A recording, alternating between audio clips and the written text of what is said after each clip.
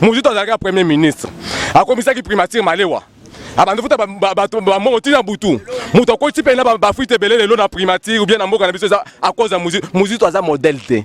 À quoi apprendre muto lelo kwata moko té Muzito lelo aza toki na ba 500 parcelles immeubles. O ya ye moko na bandu na village natal na ye. Ata nzela opena ya kudo ezalaka té. Donc baza batu moko té lelo il faut to landa pe ba Muzito non Muzito il faut amiliorer na mawa ya liboso. Ya mi baleta na ndenge aza wana po biso na UDP to yeba cartographie ya muto na bindengo ya. Na ndengo za pona ko yebisa ye na eloko ba bengane na palu.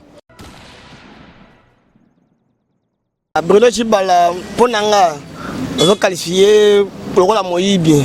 On a détruire le Congo, Balingi, parce que le Congolais est Tibiso, tous ont mis ça la terre. Comment ça fait-il que Bruno Tshibala, qui a la caisse à l'état vide, ont réclamé Peli Soussou, besoin en charge. On a besoin en charge. Ça va servir Mboka. Combien de billets a-t-il au Congo? D'abord, à ça, ça besoin en charge. Mais il faut attendre ça peut battre que non.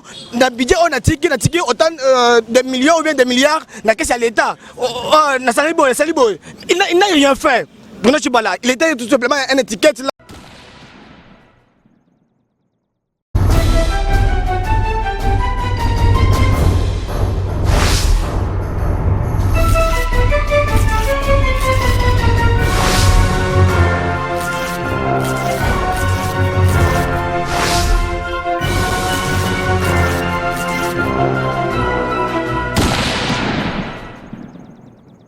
Mbote bande obalandi www.club.com. En tout cas, merci beaucoup. Isa Moussa Nabino Rems Mwamba. En tout cas, merci pour la communication, merci pour la collaboration, merci aussi pour la gentillesse pour la pour Nabiso. En tout cas, tout ça très émis par rapport à commentaire Nabino l'émission Nabiso. Là, directement, je pense à saluer mon boss de la nation. Je pense aussi à saluer la grande dame Pichu Mangaya, Français voilà derrière la caméra, ainsi qu'à Herman Apoyo. Les actualités continuent en République démocratique du Congo. On ne peut jamais Bosanango, te ko bliango ezalate et continue toujours kozala biso tozala pona musala wana sito mingi pona ba actualité toyebi pe toyoka ki commerce que le premier ministre Bruno Tshibala ou aza déjà premier ministre sortant a publié ki moko décret pour la protection ya ancien premier ministre na ba ministre du gouvernement et puis si ba on avantage ebelé selon le décret na publié qui on ne sait pas les décrets devraient être d'abord proposés dans la Assemblée nationale et puis Ezalabongo promulgué ou soit Ezalabongo exécuté dans les jours à venir. Mais les lots directement, tout le monde commence à publier des décrets ou on a selon ma canisnaye à Pession OP na Mokonzamboka pour la proposition. Alors Mokonzamboka peut examiner mais suite nango tout éviter. À part ça, tout qui se commence que Martin Fayulu na équipe na Mobimba surtout porte-parole na bango mimi Adolphe Mousito na TV5 Monde commence que à PCA makanisi que non aujourd'hui il peut freiner les investisseurs étrangers pour ba quitter Namboka te pour ba ça l'investissement na bango te. Nous sommes ça par actualité et puis à l'obispo que non il peut aussi déjà proposer des marches chaque jour justement pour déstabiliser le pouvoir de Félix Antoine Tshisekedi. Tout ça, et ça va siger autosolango lelo la population to kabango parce que biso zoza makanisi na biso, on peut faire des propositions, on peut faire des analyses peut-être des subjectifs. Mais les analyses objectives peut-être et que ou t'es pas la population ou ya pesara makanisi na ye ou ya landela gouvernement de près ou à l'action il y a président de la République ou à l'action il y a ministre puis il y a gouverneur de la ville. En tout cas tous en bango awa bazamwe belé ils vont parler, ils vont s'exprimer et puis boyo ko commerce que ba pesi makanisi na bango pona ba message au eto lekana par rapport à Bruno Tshibala ou à décret et puis par rapport aussi à Adolphe Mousito na TV5 Monde. Bonjour Ndeko. Bonjour papa. Ndeko kombo nani? Kombo nanga Oscar Tshimanga. Ndeko Oscar Tshimanga boni. Bien kayo. Ndeko Oscar Tshimanga na bandi oyebi commerce que Bruno Tshibala publié qui décret vous avez protéger l'ancien premier ministre et le ministre du gouvernement. Yo tango soki sangwana au maîtrisant auto au jugeant ndengeni. Bon, ceux qui n'ont lobby qu'au juger donc épaiser ma casse. Disons toi pas peuple congolais.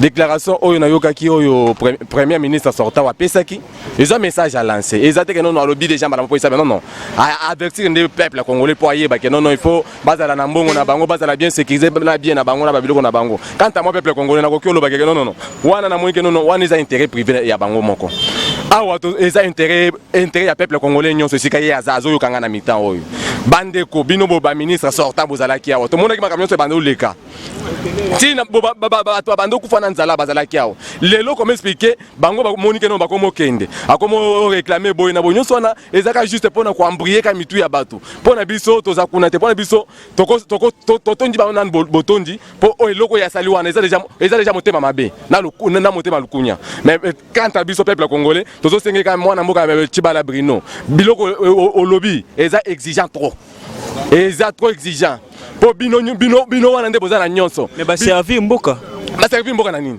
lelo mboka eza pollué lelo mwana mboka Félix Tshisekedi ya kuti mboka ya pela o eza libulu makasi quant à moi peuple congolais azokele mawa pona nini po président ngaza na musala makasi nyonso eza musala makamu o batikele eza ne musala bango basala kelo kwata moko te donc bien yebisa na biso nanu bango bazo babanda koluka babanda futa bango baza na ba voyage baza na ba dupe combien batiki na caisse à l'état budget à l'état bo bango batiba eza combien au moins que bazaka na motema mabe bazo luka kaka non peuple congolais se venger bon quant à nous peuple congolais on est déjà tous déjà pio depuis déjà que mon connaît biso koti na idéologie za kanango na biso peuple congolais simanaye to ko appuyer to ko zaka simanaye pasa nini asala musala malamu ndenge longwa mali. Merci beaucoup Ndeko. Alors par rapport il y a déclaration il y a Adolphe Moussis dans TV5 Monde où il a dit que non il peut freiner les investisseurs baya à Atena Congo et puis il a dit que non cause a peut capable de faire marche chaque jour pour déstabiliser le pouvoir. Yo qui message en ndenge nga nazo sekana nazo mona lamuka quand à moi on considère que lamuka loko la partie politique lamuka eza une groupe là ya ba individu basangani basale loko moboye lamuka donc bazaka kolala quant à nous autres nous bon en particulier oui les combattants de l'UDPS on sait tout ça mais donc quand tu as payé na Muzito na ko lancer message directement pas Adolphe Muzito azaka premier ministre a commissaire qui primature malewa abantu futa bato ba monti na butu muto ko tipena ba fuite belele lo na primature ou bien na mboka na biso à cause de Muzito aza modèle te à quoi prendre muto eloko ata moko te Muzito lelo aza toki na ba 500 parcelles immeubles o ya ye moko na bandu na village natal na ye ata nzela opena ya kudo ezala kale donc baza bato moko te lelo il faut to landa pe ba Muzito non Muzito il faut amiyokela nanu mawa ya liboso ya mi baleta nanu ndenge aza wana po biso na UDP to yeba cartographie ya muto na bindengo ya na ndengo za pona ko yebisa yela eloko ba bengane na palu biso na UDPS la UDPS tozalaka pona kosangisa tozala pona kodiviser te bango bayaki na UDPS lokola bayebeke nono à chaque fois UDPS ezalaka pona bango balekelaka na UDPS pour cette fois-ci nde bayaki ke nono baya pena ba matériel te pour cette fois-ci toyelakisi bango kindobika pour cette fois-ci tokenda bango tina suka. Alors Lelo Lamuka est très fort. Lelo Lamuka est très fort. Est-ce que Félix a maintenu pouvoir pendant 5 ans face à Lamuka très fort? Au moins comment est-ce que Betty Bino meeting ya Saint-Thérèse wana ya pas match hein? Ce qu'on le dit Lamuka za fort wana na koseka na okamwa pe. Oyebi bato ozolo ba groupe ya Lamuka soit disant Lamukiste oui disons. Bato Lamuka ozolo bana baza bato moko bafanda kana banda et puis tala ba côté ba kendo tsela meeting kuna. So ke kuna ba ma ntwenge côté ya babikuku kuna. Donc baza bato bazaka na radio te baza na ta ya mukeze babala na radio. Yango ba kendo ba luka kaka ba côté moko ba fin fond. Mais biso to za na centre ville. Politique na biso to sala kango na centre ville ba réalité ya Congo ndenge legalaka. Bon quand à moi pour Lamuka za forte Lamuka za faible. Donc comme donc eloko ali besoin ko yebisa yo Lamuka ndenge za déjà dispersé en désordre. Biso de point na biso so to simie loko ou bien to ke na vote ezaka en avant. Pour cette fois-ci bango ba yaki ba santandaki so na makambo ba sa ba buzo na bango mais biso UDPS to ko lakisa bango to zaka mikolo le keso na meeting na biso to manifester 37e année ya appartient na biso to fête na biso to ko sala ngope na Saint-Thérèse na ko senga pena bango nyonso pe ba ya ko mon événement ezata non to zongisa na ko bango non biso eza manifestation to zo manifester à cette 37e année ya appartient na biso to ko zongisa buzo mais soki muto s'attaquer na président na biso waza Félix moi no bela biso to boti na UDPS wana ko mona okuta na biso na nzela na ye. Merci beaucoup Ndeko. Ndeko bonjour. Bonjour. Ndeko oyambaki déclaration ya Bruno Tshibala par rapport à décret na ndenge nini? Bruno Tshibala ponanga zo qualifier pour la moyibi. Bango nde banto zo détruire mu Congo balingi ba jeune congolais neti biso tozo misala te. Comment ça fait-il que Bruno Tshibala zo tika na caisse à l'état vide? Azo réclamer peli susu besoin en charge. On besoin en charge. Va servir Mboka. Combien de billets a-t-il au Congo? D'abord, à ça pour ça, besoin en charge. Mais il faut attendre ça fait que non, dans budget on a tiki autant de millions ou bien de milliards na caisse à l'état. Na salibo, il n'a rien fait. Bruno Tshibala, il était tout simplement une étiquette là devant le peuple congolais. Alors, il n'est pas même quelqu'un à considérer pour moi, Bruno Tshibala. Je ne le connais même pas. Alors, par rapport à la déclaration, il y a Adolphe Moussis sur TV5 Monde, Nengue a critiqué qui pouvoir y a Fachi. Mon frère, c'est qui s'engaille. Ça me fait rire. Un homme comme Adolphe Mouzito, que les gens prétendent être intelligents. Non, il se trompe. Adolphe Mouzito, ce sont eux qui ont pillé ce pays. C'est Adolphe Mouzito, avec les autres là, en connivence avec leur tête Kabila, ils ont tué ce pays. Qu'est-ce que Adolphe Mouzito peut faire voir aux Congolais? Qu'est-ce qu'il peut dire aux Congolais? Non. Alors, même Adolphe Mouzito, je vois que non, ils n'ont pas de raisonnement. Parce qu'un Congolais qui a une vision, il ne peut pas suivre Adolphe Mouzito. Bilan n'a une primature, c'est qui positif, Adolphe Mouzito? Non. Qui t'a dit que bilan n'a une positif? On a pas preuve. Parce que nous tous nous sommes là. On a pas preuve. Afrique va fonctionner quand même bien. Afrique va fonctionner bien. Oh, on est en caution.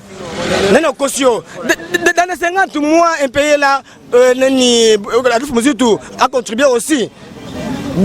Dans les chômages dans ce pays, Adolphe Mouzito a contribué aussi. Quel est ce modèle-là? Alors, et là, c'est que ça a mingeza que non, bato na bazo vanda na bakwe bazo loba. Tolingi bato na basala les sociétés, ba intel basala te. Mais bino bazo luka suko basala nini? Pas bino pe basala gi déjà. Il faut botika pe bato basala gi te. Mais bino bazo luka susu nini? Alors le la basala gi déjà, ils attendent déjà les cas. Bato na bazo distraire ba jeune congolais. Et puis ça ba jeune congolais bazo landa bango. Bon, disons mais un jeune comme moi qui a une vision pour ce pays, parce qu'il n'a rien fait ici au Congo. Pratiquement, il n'a pas même une école ici au Congo. Hein? Alors, Bonanga, Mouzito, Azamutute, Geno, Togo, Tanga, Yena Makambo, déjà, Bonanga, ce sont déjà des personnes erronées, les cas déjà, produit fini. Merci. Alors, mon frère, j'avais une déclaration. La déclaration, on a dit ça là devant la caméra. Je m'adresse directement au président élu démocratiquement, Félix Antoine Tshisekedi Tshilombo. Félix, sache bien que tu viens de quelque part. Le lot, ceux qui pouvoir si libre retourner que ça Kassayen. Pour on retire jamais au président Congo Mobimbate. Après le pouvoir, on retire la Kassayen. Mais il y a pas que Tala Makambo. L'habitude c'est besoin mon ango. On se voit la son image. Monde entier, besoin mon ango. Gafla nanga za na mort que dans Minicho. Babomiye pour nani na Kassayen. Alors quelle est la méthode? Babomiye à Salinine. Banani Babomiye. Babomiye na ba policier. Le fait est ceci. Loba papa, Loba Bazolanda yo. Le fait est ceci. Les policiers bakangi mutu a moto. Hier en tant que mutu moko représenté par ton moto, en tant que président de ton moto, il est venu pour intervenir.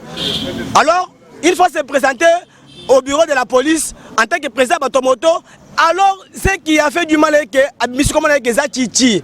Alors, les policiers ont dit que non, le rôle de Chichi, c'est-à-dire, il y a un trafic d'influence, comment il y a Félix Tshisekedi. Il y a un bêtisier sur les chats bombiers. Alors, Bisso, le banderole pour intervenir. Voilà ce qu'ils nous ont fait. La police est à Congo. Alors, Makambo Kende Mabe, Félix, toujours honoré yo, pour Bisso Ndeba Tofotaki yo. Pose à la wana. Et en plus, les gens ne légitimité aux anango, Kassayen appuyé yo. Ti l'investiture na yo. Bazo c'est kabiso beto so kende pour l'enregistrement d'entier que non, nous sommes contents de votre pouvoir. Mais zéro. Tolérance zéro. Parce que mamonenge zo kende yomoko okoko supporter ngoli susute. Ozolinga nini? Batu mabiso na banda ku poya koloba. Pour ça bazo mabiso boye. Depuis au pouvoir, Yebisanga Moutounin ya école nini parce que bon que non Moutoyo aza contre Chichi. Mais biso tozo réunir batou. Ata muto fingi obita moto boko mesana na bino ka za président asika. Mais bazo bon biso, quelle est votre réaction? Quelle est votre réaction? Disposer des moyens.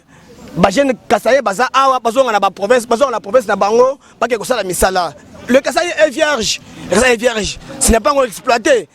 bon luka moyen luka ba investisseur bazon bana Kasai bazon pas na bango biso za bana Kasai to benga Kasai balenga ba coucher 10 minutes nous sommes beaux nous sommes intelligents sur tous les plans c'est toujours le peuple Kasaïen qui est en avant alors le kunya wana to lingo susu ko sangana ba tuté tozonga na biso et pas na biso to ko vanda to sala makambo na biso soki Kinshasa to ye to sali ba faire na biso tozonga pas biso c'est ça mon souci mais bazo traiter bino peu d'orgueil ya ngwana moni ke bexé des ailes commis oui il faut que nous être comme ça parce que nous de nature Dieu nous a créé comme ça Kasaïen de nature ça orgueilleux pourquoi parce que nous avons masala kitoko a PC ba minéraux il lui a tout donné l'intelligence la sagesse ils étaient tous dans la mouka ils étaient derrière le fait et c'était pourquoi pour son intelligence mais les lots après Tchèque Sekedi tout le monde va bazo bima bazo finga bazo tonga biso tozo répliquer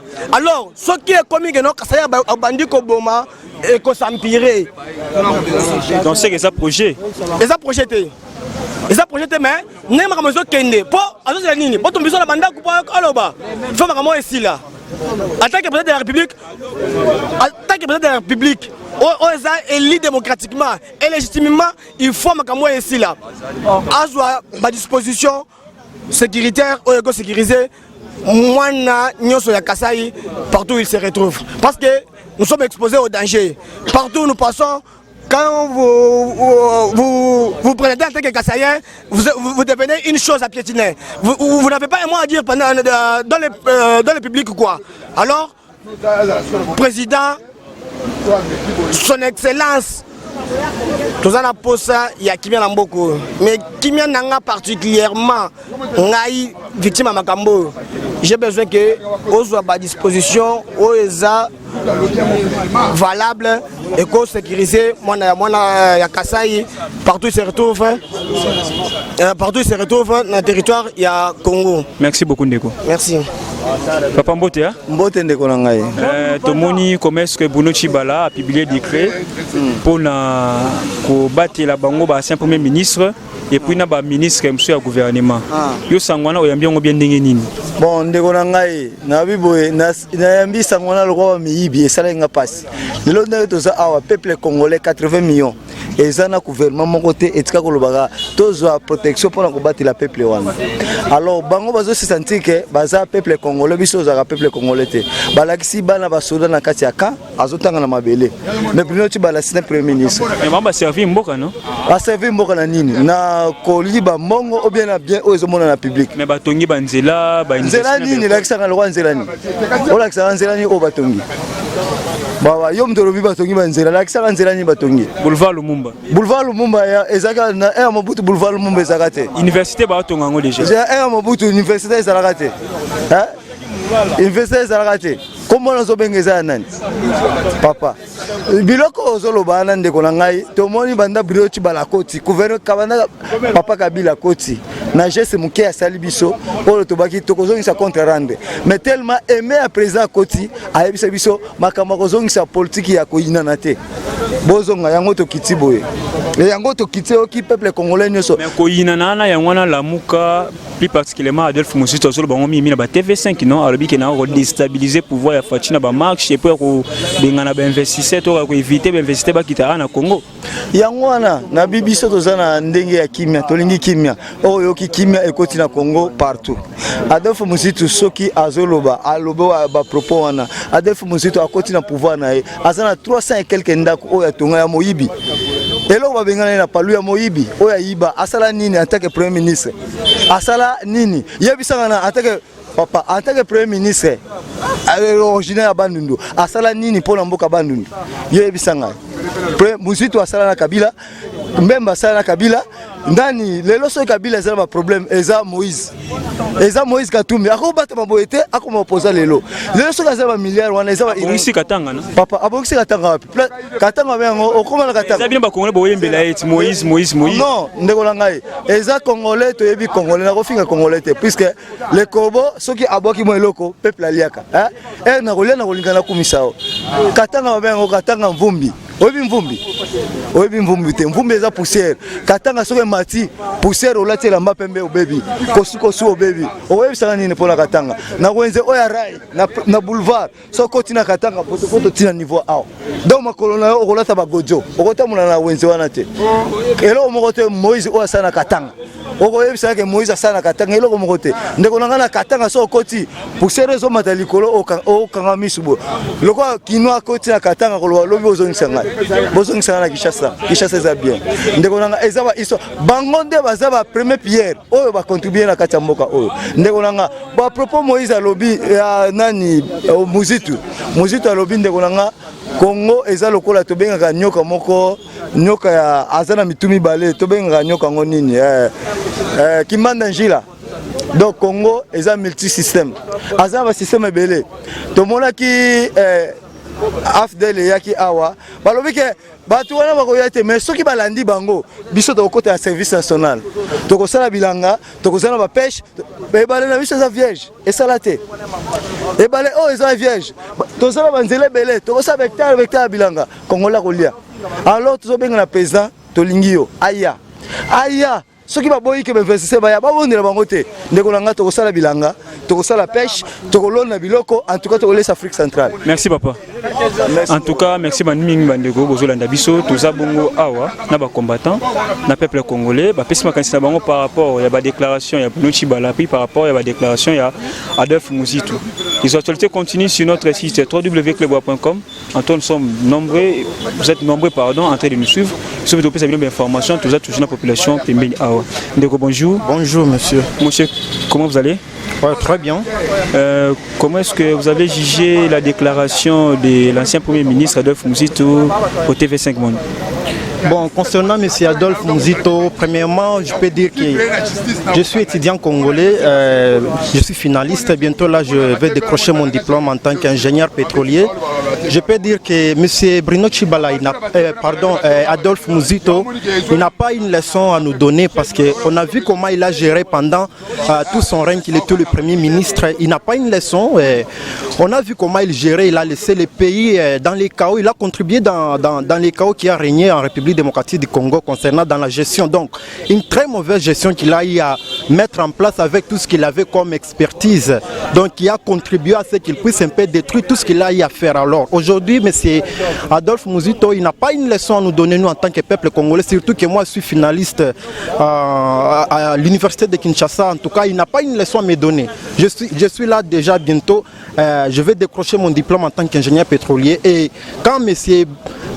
Adolphe Muzitu prend des dispositions pour dire que non, nous allons donner l'insécurité pour que les investisseurs ne viennent pas au Congo. En tout cas, moi je ne sais pas quel est ce responsable congolais, c'est un fils d'une de ces pays qui peut donner de telles déclarations à la face du monde. En tout cas, moi j'aimerais qu'on puisse un peu éradiquer vraiment les autorités congolaises qui passent par-ci, par-là pour dire n'importe quoi. En tout cas, nous ne sommes pas contents vraiment qu'ils tiennent de tels propos vraiment à la face du monde. Alors par rapport à la proposition des lois, décrets publiés par le Premier ministre, il propose que non, les anciens premiers ministres et les membres du gouvernement soient protégés par rapport à leurs biens, ils puissent être payés, les transports et tout comme ça, les voyages, etc.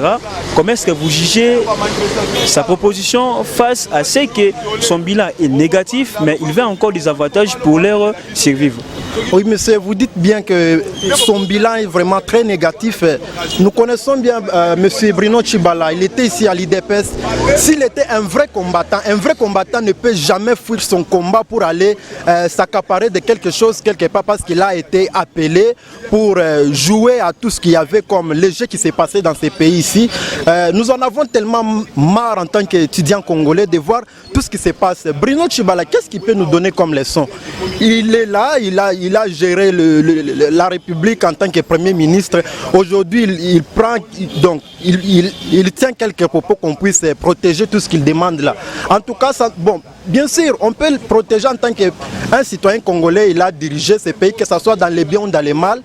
On peut l'aider peut-être maintenir tout ce qu'il est en train de demander, mais il ne peut pas aller dans l'exagération. Parce qu'une fois que vous exagérez, ce n'est pas beau, parce que nous voyons la façon dont M. Bruno Tshibala dirigeait ces pays.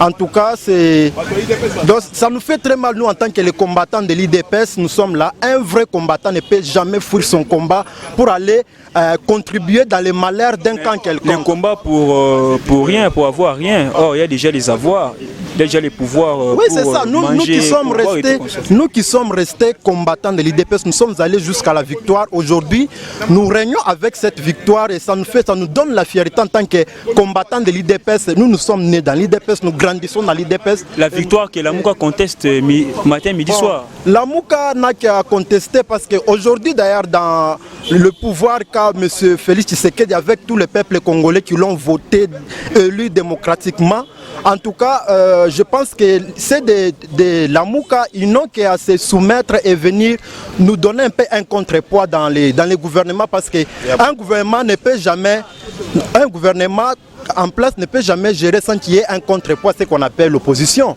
On a besoin de ceux de la Mouka qu'ils puissent faire l'opposition afin que les choses aillent de l'avant. Sinon, s'ils laissent le pouvoir en place aller, bon, le pouvoir peut faire tout ce qu'il veut. S'il y a une opposition, en tout cas, ces contrepoids-là, c'est très important vraiment dans la gestion de la population congolaise et c'est bien. Merci beaucoup. Oui, je peux donner une petite déclaration. Concernant, moi je suis Kassaïen, de père et de mère. En tout cas, je suis un peuple congolais comme tout le monde. Quand j'ai entendu et vu ce qui se passe vraiment à travers la télé, à la radio que nous suivons à travers la République, depuis la victoire de M. Félix Tshisekedi Tshilombo, en tout cas ce qui se passe dans la province de Bandundu et partout ailleurs, on s'attaque au peuple Luba. Je me demande, depuis l'accession à l'indépendance de notre pays, il y a eu toute une succession de présidents de différentes provinces. Et quand ces présidents-là accédaient à leur pouvoir, on ne s'attaquait jamais à des peuples qui que ce soit leur tribu et consorts. Mais s'il s'agit seulement d'un peuple Luba qui accède à un pouvoir quelconque, on commence à s'attaquer. Partout là dans des réseaux sociaux, on s'attaque aux Luba. Les Luba, partout, ça devient maintenant une chanson. Maintenant qu'on est en train de les entretuer. Parce que les Luba sont des orgueils. Non, un Luba n'est pas un orgueil comme on le dit. Un Luba, c'est un monsieur qui sait comment se respecter, il sait comment se donner de la valeur dans un environnement quelconque. Et c'est à propos de ces valeurs-là qu'il se donne que les gens peut-être les critiquent d'un orgueil. C'est comme un blanc. Un blanc, quand il vient ici, il se donne de la valeur par rapport à ce qu'il est. Il s'invente comment il est et comment est-ce qu'il peut contribuer à un plus là où il est comme un peuple quelconque. C'est ça avec un Luba. C'est un monsieur qui ne se croise pas les bras. Il ne croise pas les bras là où il arrive. Il donne toujours une valeur à l'endroit où il se trouve. Et je peux dire que c'est ce que moi j'ai trouvé par-ci, partout, là où je suis passé. Comme moi, j'ai décroché mon diplôme à l'internat de Bandundu. Là où j'étais, j'ai laissé vraiment de bonnes traces. Et tous les gens qui me connaissent en tant que leur leader à l'internat là où j'étais, j'ai laissé de bonnes traces que personne ne peut contester. En tout cas, j'ai été fier de passer vraiment tout mon temps là et vraiment, c'était vraiment bien. Alors, s'attaquer au peuple Luba, en tout cas, nous en avons marre. Ce n'est pas bon. Nous sommes tous Congolais et nous resterons Congolais dans les 4 coins de la République démocratique du Congo. Ce n'est pas bon. Monsieur le président Félix Tshisekedi, vous devez prendre les choses en main. Nous sommes Congolais comme tout autre Kassaïen. Nous sommes comme les Katangais, les gens de Bandundu, de l'Équateur, tout ça. Les Bangala, tout ça. Nous sommes tous les fils et filles de la République démocratique du Congo. Nous devons nous jouir de nos biens et les protéger partout à travers le monde entier. C'est ce que moi je peux dire comme message. Je vous remercie. Merci beaucoup. Okay. Merci beaucoup. Toujours continuer, toujours la population. Vous commencez que vous avez pour la déclaration. Il y a Adolphe Moussito puis il y a un décret. Il y a Bruno Tshibala. En tout cas, tout ça, la population, tout ça, les combattants, tout ça, les citoyens congolais. Et puis, comment est-ce qu'un Congolais a besoin à s'exprimer, à se défouler par rapport aux choses subies comme menace, comme obstacle, comme peine. Bonjour, monsieur. Bonjour. Et non, c'est Moi, je m'appelle Fiston Carlos Kalonji. Quelle est l'analyse que vous faites par rapport à la déclaration d'Adolphe Muzito au TV5 Monde? Ok, merci beaucoup pour la question. C'est que moi, j'ai fait comme analyse pour les propos de M. Adolphe Muzito et qu'il puisse un peu mettre un peu de l'eau dans son vin. Un ancien ministre de ces pays ne peut jamais tenir des propos pareils. Tout ce qu'il a fait comme déclaration, ça profite à qui? Mais nous les peuples congolais, nous allons continuer à souffrir. IDPS a fait 37 ans d'élite dans ces pays, mais IDPS n'a jamais tenu des propos pareils. Mais comment M. Adolphe Muzito, qui n'a que quelques années dans l'opposition, il commence à tenir des propos pareils? Qu'il puisse un peu mettre un peu de l'eau dans son vin et que les gens de la Mouka puissent un peu lui conseiller et demander pardon au peuple congolais. Les peuples congolais, ils sont en train de souffrir. Nous avons eu un président. Ils étaient tous ensemble hier. Même pas beaucoup d'années. Il y a quelques jours seulement qu'ils se sont un peu séparés. Mais comment il peut commencer à tenir des propos pareils contre Félix Tshisekedi Tshilombo? C'est par rapport aux intérêts. La Mouka dit que non, c'est lui qui a gagné les élections. Alors ils sont là pour contester les pouvoirs de Fathi. Parce que en partant toujours de cette contestation-là, on voit que Fathi, jusqu'à présent, il est toujours illégitime. Non, mais ce n'est pas possible. Faire les contestations, ce n'est pas tenir aussi des propos pareils. Vous pouvez aller en justice, aller de gauche à droite pour chercher un peu la vérité des urnes. Un opposant, quelqu'un qui est sorti deuxième dans les élections, il a toujours contesté. Nous les avons vus partout au monde. Quelqu'un qui sort deuxième peut contester, mais pas jusqu'à tenir des propos pareils. C'est pas bien qu'il puisse un peu retirer ses mots. C'est ça ce que je voulais un peu lui dire. Il est un ancien ministre dans ces pays, qu'il puisse un peu revenir, avoir un peu de conseillers et à passer seulement à la radio ou bien à la télévision de TV5 Monde et retirer ses propos. Merci beaucoup. Merci Aya. Merci beaucoup, Bando Balandia, www.clebois.com. En tout cas, Bosso Lana Bongo, commerce que les combattants, la population a déclaré. Par rapport à l'agissement et à la Mouka, et puis par rapport à la déclaration, tout décret, vous avez publié par Bruno Chibala, ou à Premier ministre sortant. En tout cas, toute la population, biso de celles analyses, toute une question, réponse à Bango. Nous, on a fait peut-être contester, peut-être aussi ajouter. Mais la grande partie de la matière est outil bon et pas population. En tout cas, quant à moi, je vous dis merci, un grand merci, surtout pour vos commentaires sur notre site, sur notre chaîne, parce que vous êtes nombreux à train de vous suivre, surtout moi particulièrement. En tout cas, je vous dis très merci. Et puis à part ça, je dis aussi merci à tous nos abonnés. En tout cas, ce que moi je vais vous demander, c'est seulement de vous abonner encore. Bougez mon WhatsApp pembeni, on a s'abonner à Cleboati et à s'abonner pour te chaîne à qui est toujours du Bousso. Quant à moi, je vous dis bye. Et puis je salue aussi mon boss de la nation. Je salue aussi la grande Nabichu Mangaya, Herman Ampoyo, Francis Wala derrière la caméra.